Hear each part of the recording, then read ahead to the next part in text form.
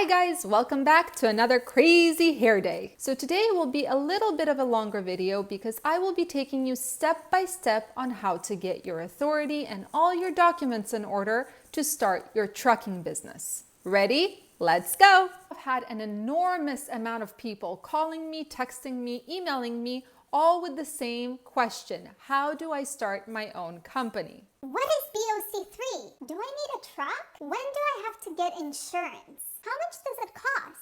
Can you help me open it? Talk about all those things. And in terms of me helping, yes, I actually do offer a service to help you get your own authority and all the documents related to it for a fee of $600. You are a despicable human being. You're actually charging to help people out? I do charge a fee, yes, but I will also provide all the necessary information you will need to get your own authority in this video. And I will post all the links down below. But if you feel like it's too much paperwork and you're getting a little bit confused, you know where to find me. So before we even go to the board, the step one is to decide what kind of business you want. Do you want to form an LLC? Do you want to incorporate? Or do you want to be a sole proprietor? After you decide that, get an EIN. It's free on the IRS website, so don't fall victim to websites that say, "We can get you an EIN only for $20. Now, before you even begin applying for your authority, you have to make a decision.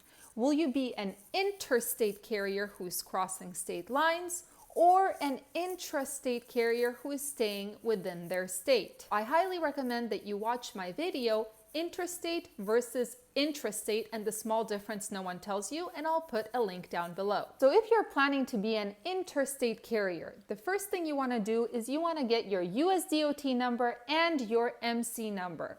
This will cost you $300.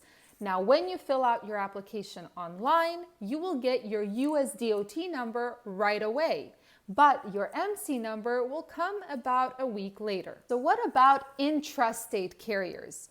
Well, if you are a carrier who transports hazardous materials in your state, just within your state, then federally speaking, you need a USDOT number. Not an MC number, just a USDOT number, which is free.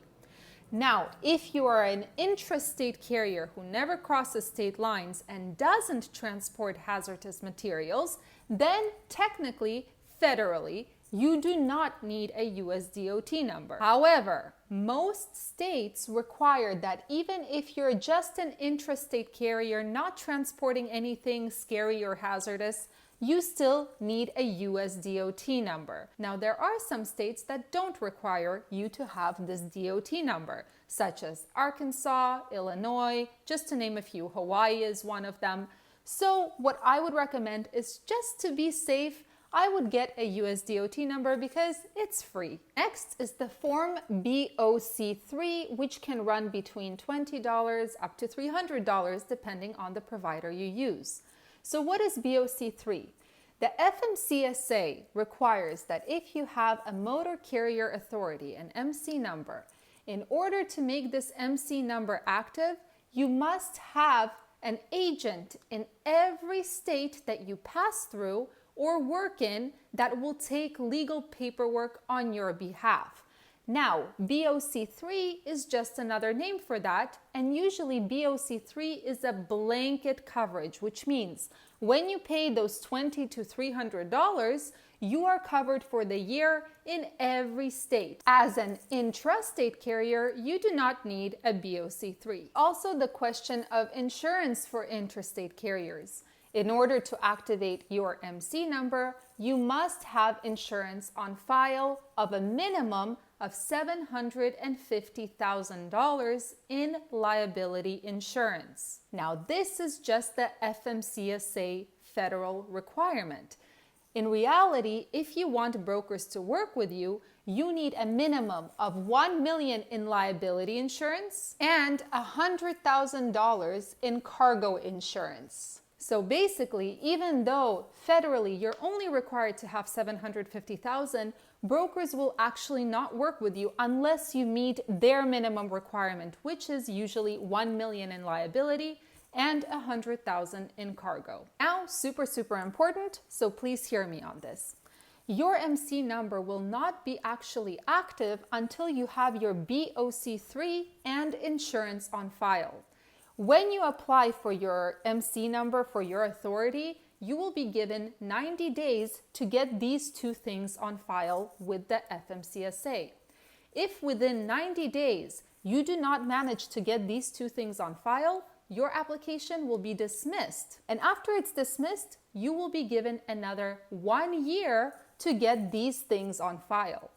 If after 1 year you still don't have these two things on file, then your application for your motor carrier number, the MC number, will be permanently dismissed, which means that you will have to reapply and pay those $300 all over again. For intrastate carriers, you are not required to have a BOC3 or insurance on file to activate the USDOT number. There's no activation of the USDOT number on a federal level.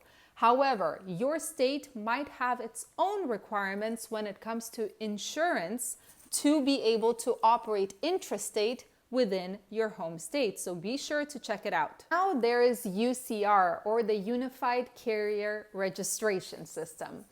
If you are an interstate carrier, you must register with the UCR, and it costs for the first truck $59. After that, the fee increases if you add trucks to your fleet. For intrastate carriers, you do not need a UCR. However, I will again refer you to my video, Interstate versus Intrastate and the Small Difference No One Tells You, to determine whether you actually have to register with the UCR even though your truck never passes those state lines. The question you probably have is, do I need a truck in order to complete these steps? And the answer is not for most of these things.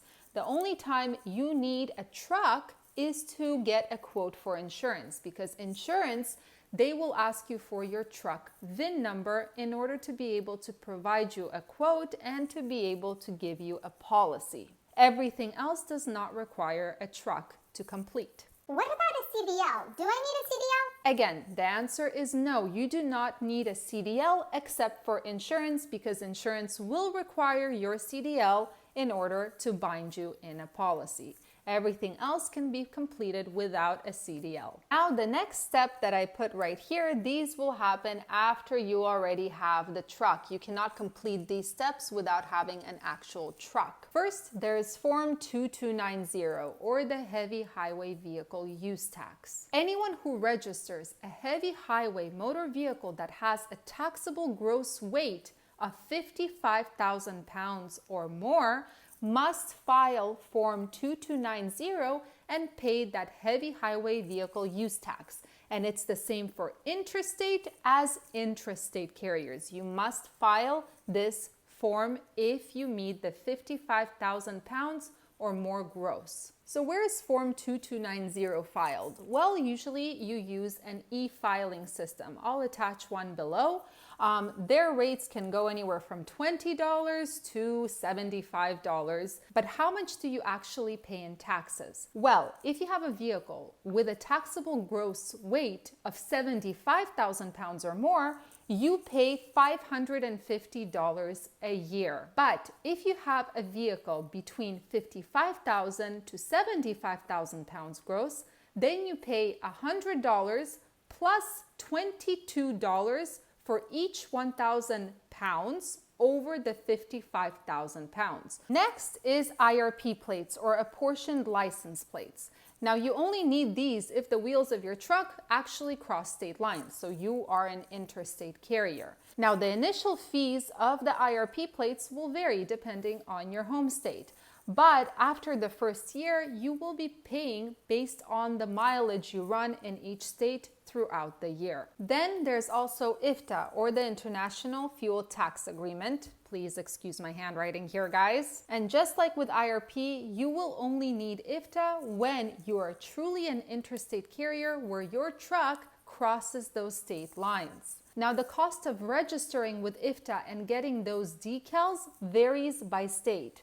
In California, for example, we have to pay $10 per year for the IFTA registration plus $2 for the decals. In Texas, they are free. This is too much information. Where do I find find these links? Where do I go? Don't worry, I'll post a link down below to a Google Drive where you will find documents for each state. Just click on the state that you're based out of or where you're planning to open your trucking company, and it will have all the links for IFTA and IRP plates right there. Finally, for interstate carriers who are planning to work in or pass through Kentucky, New Mexico, New York, or Oregon, you will need additional permits. Now, Kentucky and New Mexico are pretty easy. You just go online, you need your truck information, you register, and you get the permit emailed to you right away. For New York, you get the registration emailed to you right away, but you actually have to also wait for a decal that you will paste right on the bumper next to your license plate. And the decal looks like this. So you have to wait for this to be mailed to you before you can actually enter New York. Now for Oregon, you have two options. Option number one is that you call the Oregon Department of Transportation every time you're about to enter Oregon, and you pay for a temporary trip permit right then and there, and they email you that trip permit right away. But a truck is only limited to 5 temporary permits a year. So your other option is to post a $2,000 bond where you pay $2,000 to the Oregon Department of Transportation and wait for them to issue you a permanent permit through Oregon. After a year of filing your Oregon taxes correctly, yes, you have to file Oregon distance taxes every month if you post that bond.